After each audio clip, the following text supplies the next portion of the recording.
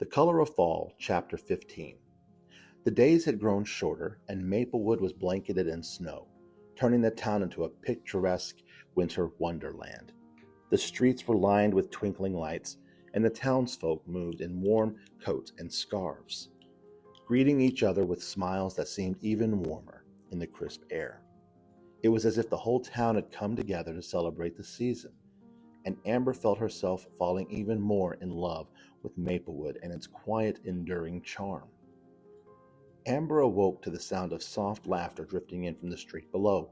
She wrapped herself in a blanket and peered out the window, watching as a group of children played in the freshly fallen snow, their laughter echoing through the air. She smiled, feeling a sense of contentment that she hadn't known was possible.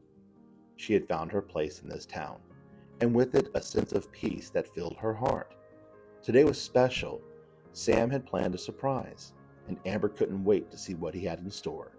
He had asked her to meet him at the edge of town near the old barn that had stood for decades, its red paint faded but still vibrant against the white snow. She dressed warmly, pulling on her coat, hat, and gloves, and made her way out into the cold. As she approached the barn, she saw Sam waiting for her, bundled up in a heavy coat and woolen hat. He waved, his breath visible in the chilly air, and Amber quickened her pace, eager to be near him. "Good morning," she called as she reached him, her cheeks flushed from the cold and her excitement. "Morning," he replied, his smile bright. "I hope you're ready for an adventure." Amber laughed, feeling the warmth of his presence chase away the chill. "With you, always." He took her hand, leading her around to the back of the barn, where he had set up a small fire pit, a thermos of hot cocoa, and a stack of blankets. There was a large wooden sled nearby, its red paint gleaming in the sunlight, and Amber felt a thrill of excitement at the sight.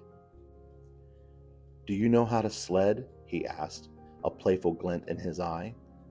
"Only one way to find out," she replied, grinning as she took a seat on the sled, patting the spot behind her.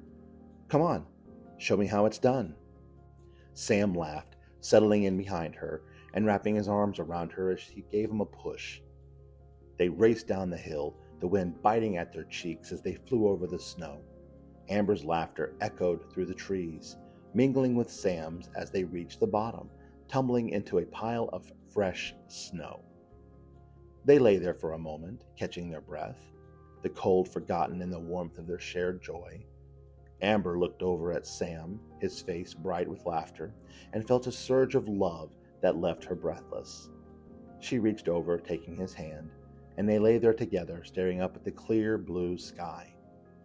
After a while, they made their way back to the fire pit, wrapping themselves in blankets as they sipped hot cocoa and watched the snow fall around them.